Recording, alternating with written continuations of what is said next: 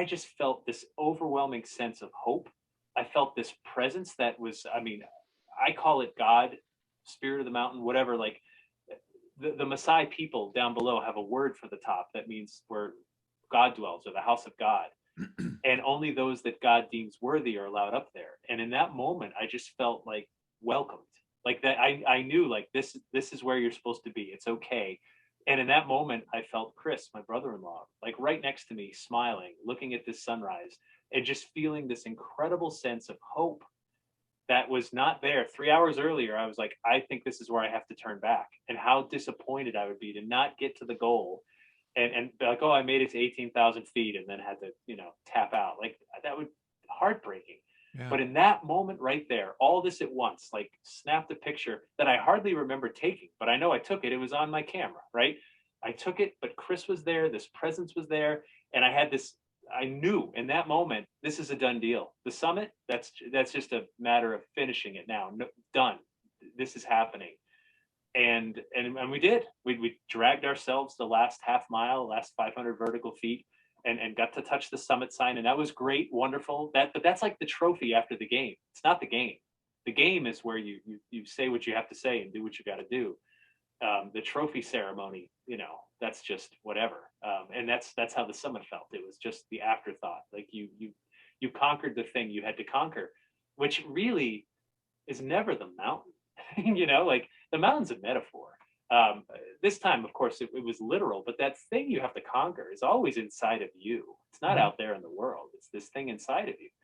And the other thing, the one thing that the summit does teach you, though, and that was another profound moment, was to realize as I touched the summit sign, I was like, oh, and I've heard this before, but it doesn't really mean the same until you're actually there. Like the summit, that's the halfway point. Yeah. Right. Oh God. Like I thought it was the goal. Oh Yeah. crap. Here Yeah. I am. You know? You're not jumping into the tram and taking the nice way down. No, nope, nope. You're like, You got to get I home, brother. just reached the halfway point of my journey. Oh my God, I'm so tired and I can't breathe and I'm halfway. And that was kind of a moment of reckoning to realize the next step I take is the first step toward home, which really is the goal, right? The goal was to get back to where I started, Hmm. home. And that's where every adventure starts and every adventure ends. It's one of those things where you don't realize it till you kind of get up there and you say like, yeah, home, because I got to bring this experience home. I got to bring this slightly different version of me home.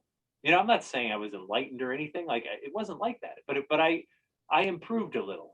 You know what I mean? Like I changed. I'm a guy who knows I can climb Mount Kilimanjaro. I get to keep that forever. Like no matter what, no matter how bad my day gets. And that sunrise picture, I've made it. I've made that thing into postcards. I've given away thousands of them. I have a print of it in my living room. Hmm. I look at it almost every day, and that profound moment that no matter how bad my day gets, and I have bad days like everybody else, I know like, okay, tomorrow the sun's going to rise.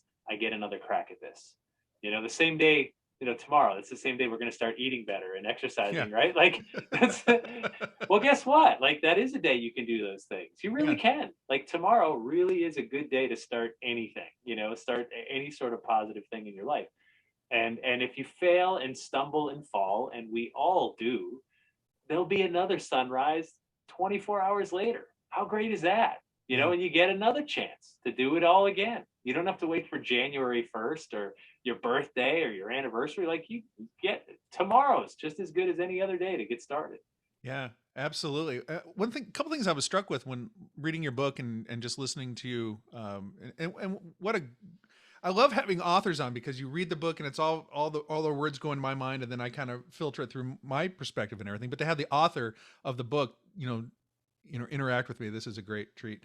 Um, when you were talking about how your brain just kind of not clicked off, but it just kind of cleared itself. I mean, it's almost like nature's way or the moment, the universe touching you in a way. It's like lifting the veil or quieting your brain so you can take in this moment of serenity and kind of feel Chris by you, or you know what I mean, like the veil kind of thinning between you and spirituality and the connectedness of the world.